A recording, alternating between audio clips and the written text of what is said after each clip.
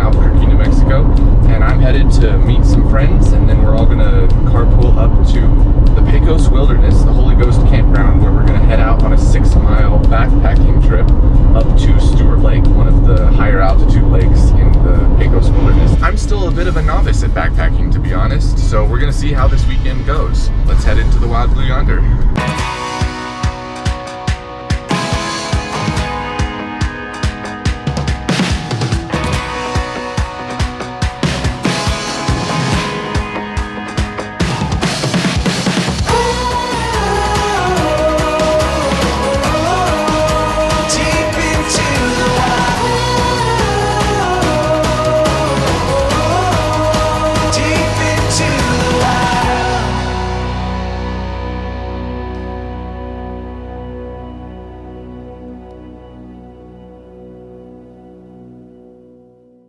Our starting point for today's adventure was the Holy Ghost Campground, located nearly 2 hours north of Albuquerque in the Pecos Wilderness.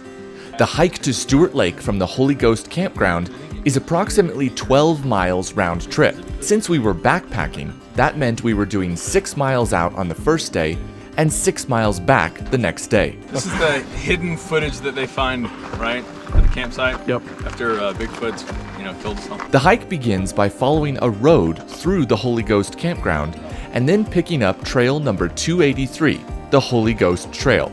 How are you guys feeling at the beginning of the hike? Feeling good. To start. Doug's already done. I feel prepared, feeling good, slept well. I haven't gone backpacking that many times, so this will be definitely by far the longest in distance backpacking trip I've ever done. So I'm excited to test myself, Yeah. So we're gonna be following this canyon for about 4 or so miles, 3 or 4 miles. Yeah. And then we'll walk up onto Windsor Trail. Right. And then go on up to Lake Stewart. So, cool. All in all, about 6 miles. Several episodes ago, we followed the Windsor Trail to Nambe Lake, and today we're following the other end of the lengthy Windsor Trail to Stewart Lake. Do you think we're gonna encounter any snow further up? Here? Maybe a little bit, but nothing serious. Okay. The lake itself sits at approximately 10,200 feet, meaning that the Holy Ghost route to Stewart Lake climbs a little more than 2,000 feet in elevation. Although 12 miles round trip is not insignificant, there is no section on this hike that is as difficult as the climb to Nambe Lake or some of the other higher lakes in the Pecos Wilderness, making Stewart Lake one of the best choices in the area for easier access to a mountain lake. Other than the factor of backpack weight, this was a relatively straightforward hike. This is the last steep stretch of the hike to Stewart Lake, and it's quite a climb with a 30-pound pack on my back. But we're gaining elevation, that's good. The lake sits at about 10,200 feet, so we definitely need to gain some more elevation to get there. And that is exactly what we're doing right now. So JD, tell us where we are. Hiked up from the Holy Ghost Trail, and now we're gonna take the Windsor Trail to Stewart Lake. Up here, We're though. tad out of shape. Am I ever gonna be in shape? That's what I want to know. Round is a shape. I'm in shape, depending on how you define it. About 4 hours after we left our cars, we arrived at the beautiful Stewart Lake. So JD and I have made it to the lake. We're still waiting for the rest of our group to get here. JD's already over chilling in his hammock, as you can see. But we've picked our campsite. We have to be at least 200 feet away from the lake. That's part of the forest regulations here, where you have to camp or have a campfire at least 200 feet away from a body of water. So we found a spot that's a little bit around the corner.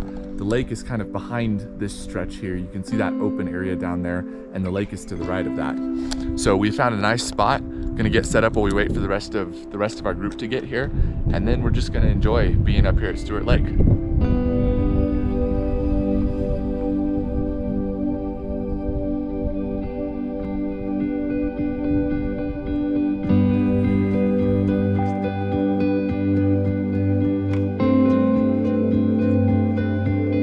So it took over 6 miles of hard hiking to finally make it here to Stewart Lake, but we're here. And it's gorgeous. We've set up camp a little ways over there. Got a nice setup back in the trees, and now I'm sitting here on the edge of the lake, enjoying some snacks and just taking in this view.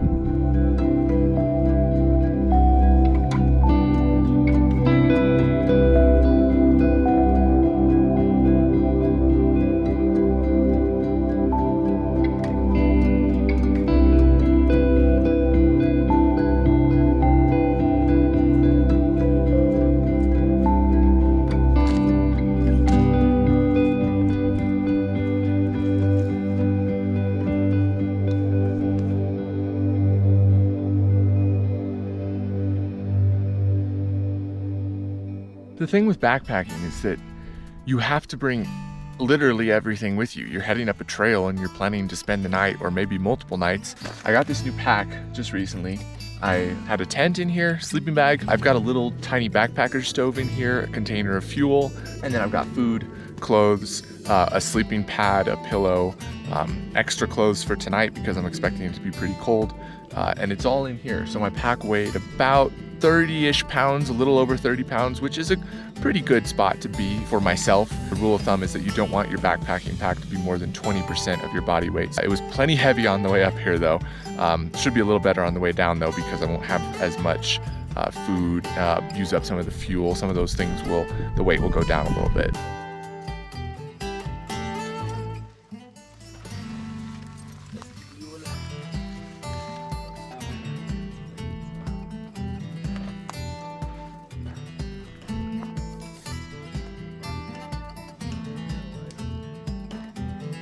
So we're getting ready to cook dinner here.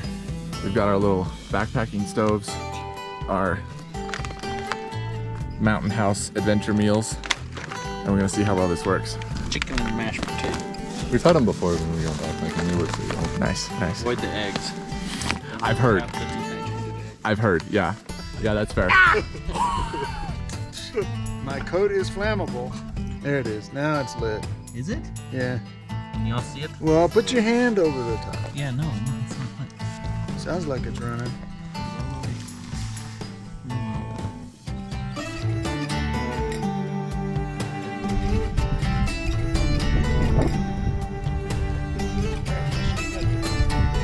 Got a full kettle of lake water. Gonna go boil this so there's nothing gross in it, and then gonna pour it in my dinner. And that's how backpacking food works, I guess. Yeah, you can pour it in the same. It's a little high. So you'll need to pack out your Nice. Look at that. See, that's like the best thing about backpacking. Is you're so tired and you're so hungry. Everything tastes amazing. Yeah, yeah. Ooh, I learned a trick with hot cocoa. So what you do is you put the powder in the cup and you pour just a little bit of cream in there and let it turn into like a pudding, and then you add the water so that way you don't have clumps. Right. After dinner was complete, we gathered up all our food, put it in a trash bag, and walked several hundred feet away from our campsite. The goal was to rig the food up in a tree as a relatively simple bear bag. Instead of leaving the food at our campsite and tempting animals to come and raid it during the night, we were going to keep it out of reach up in a tree. However, it's a little trickier to rig up a bear bag than you might think. What are you looking for when you're trying to hang a bear bag? Like, what type of tree are you looking for? For the viewers at home. Something that's high enough up that a bear can't get to it. Got it, got it. That he shouldn't be able to climb up either. Yeah, yeah. These branches are they're all dead. I know. This is the only one that'll even work. Well, I can throw it higher. All right.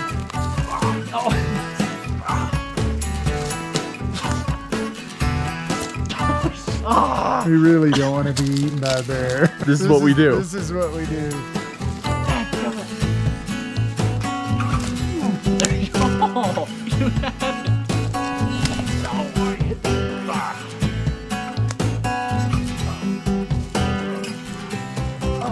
It would be so much easier to throw this way. We're uphill. Oh, yeah. Beautiful. First try. Now you can edit out the rest. We offer yet again the same sacrifice.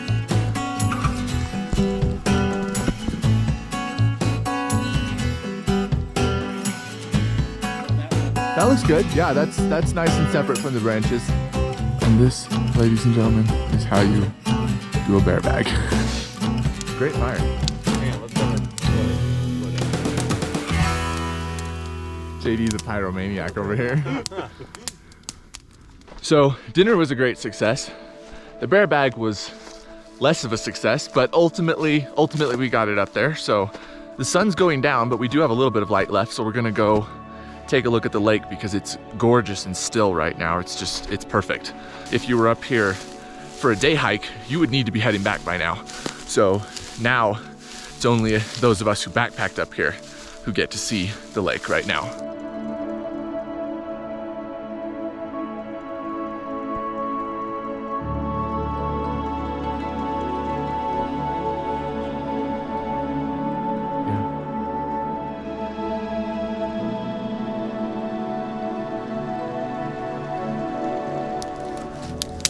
hear that like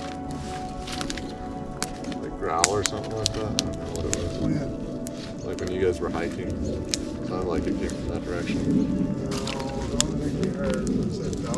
Was it the dog? Okay, that's probably what I heard then.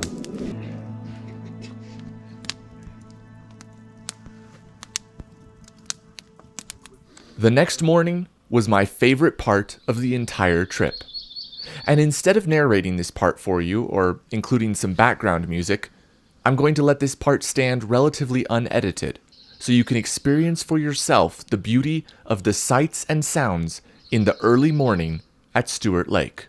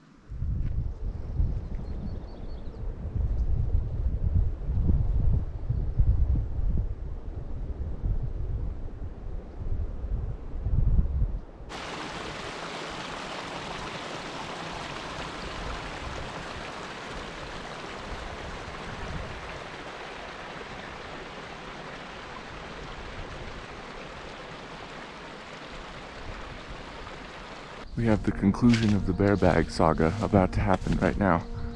Looks like it survived the night.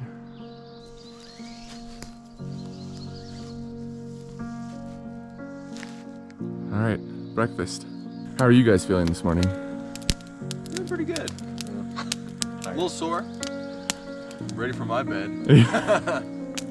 I feel that. Literally, I feel that. Yes, in my bones. Yeah.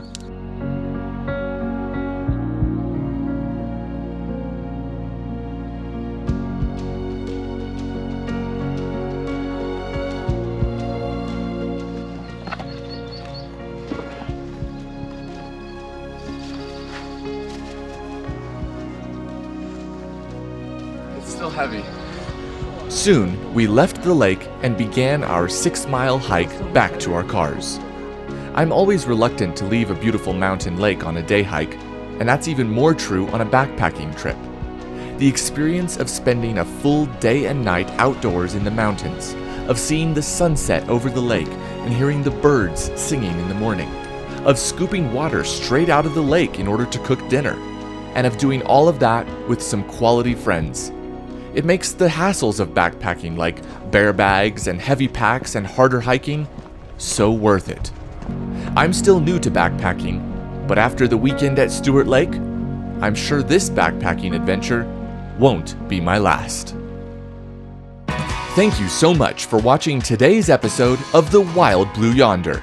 If you enjoyed this episode, please click the like button to let us know, and comment below with what your favorite part was. And finally, get outdoors and have your own adventures too. I'll see you out on the trails.